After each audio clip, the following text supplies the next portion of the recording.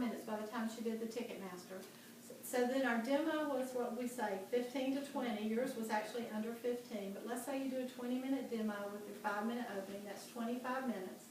Let's say you do the 30-minute strong close, which we did tonight. And that was a pretty strong close because I deliberately wanted to take y'all through all of that.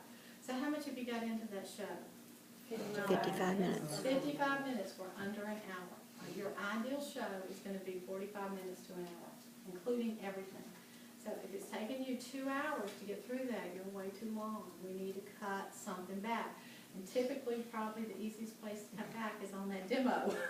Okay, because people are coming to buy products. Okay, cut back on the demo. If your demo runs too long, cut back on your catalog part. Do not skip the strong close, because that's where you're building your business, through bookings, future guests, and potential recruits. So the 30 minutes, this 30-minute strong close is the most critical part of your business. So don't cut back on that.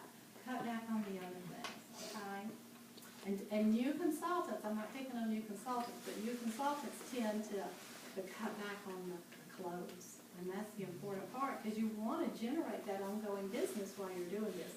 Okay, that's a smart way to do this. And let me just add to that.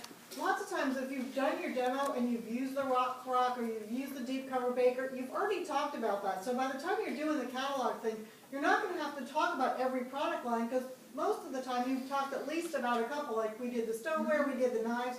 So you don't need to go back and repeat all that if you've already covered it during your demo. Right. So then you would just maybe talk about the cookware and, you know, the entertaining pieces or whatever. Right, good point, yep. You don't need to repeat the things you've already talked about and they've seen, okay?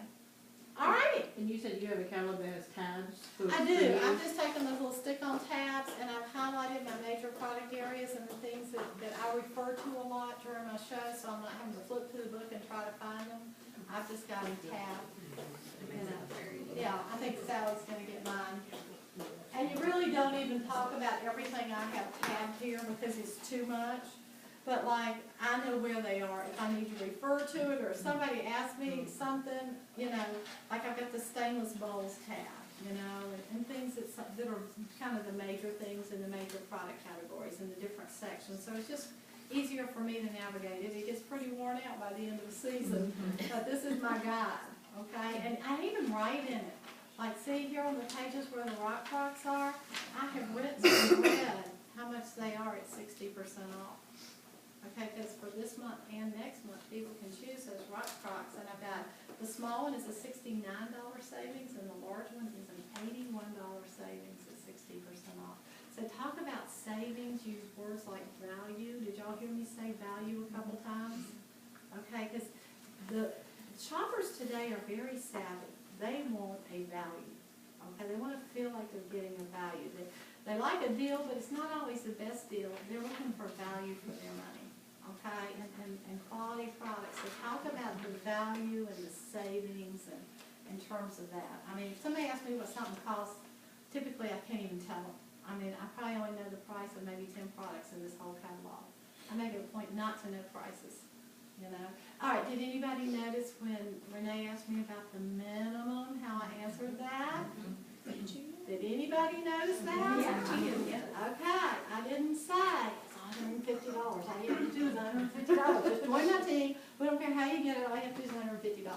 Okay, don't go there. Okay, don't go there. The minimum is whatever they want it to be, whatever they want out of this business. And if somebody presses you on that minimum, then say, you know what, you obviously are experienced with direct sales companies, and I will tell you, ours is very low. It's really not even anything to be worried about. But if you want some more information on that, chat with me during the checkout, and I've got some more detail I'll give you. Because you do not want to set people's expectations at the very minimum when they come into this business. Because are they going to make money if their expectation is to do the minimum? No.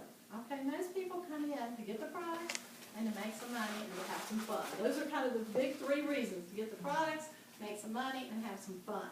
Okay, and if we're focusing on minimums, they're not going to be doing any of those. They're not going to be getting products, they're not going to be having fun, and they're not going to be making any money. So we don't even want to go there. That was one of the big takeaways from our leadership conference and from Judy Joel's visit. Don't ever talk in minimum terms. Because that's not, well, people are coming to make $500 or $1,000 a month, and we want to